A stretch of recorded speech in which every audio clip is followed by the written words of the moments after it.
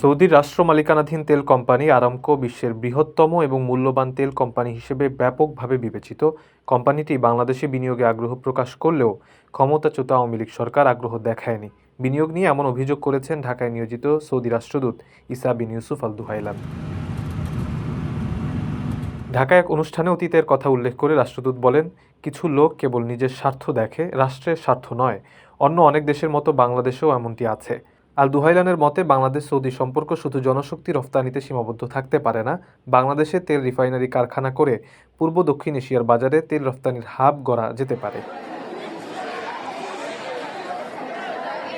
বাংলাদেশে বিনিয়োগের পরিবেশ নিয়ে নিজের অসন্তোষ প্রকাশ করে রাষ্ট্রদূত বলেন, কোনো একটি ইস্যু নিয়ে এগোলেই পদে পদে বাধা আসে। জ্বালানি সহ বিভিন্ন ক্ষেত্রে বিনিয়োগের আগ্রহ নিয়ে সৌদি আরবের বড় কোম্পানি আরামকো 2016 থেকে শুরু করে দুবার বাংলাদেশে এসেছে, কেউ তাদের স্বাগত জানায়নি।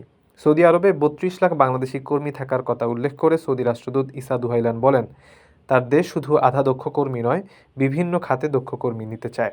কর্মীদের দক্ষতা বাড়ানোয় নজর দিতে হবে বলেও উল্লেখ করেন তিনি।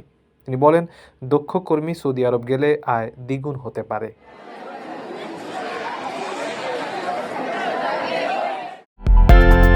বিদেশ থেকে প্রিয়জনকে উপহার পাঠান প্রবাসী শপের মাধ্যমে। যোগাযোগ করুন স্ক্রিনে দেওয়া নম্বরে।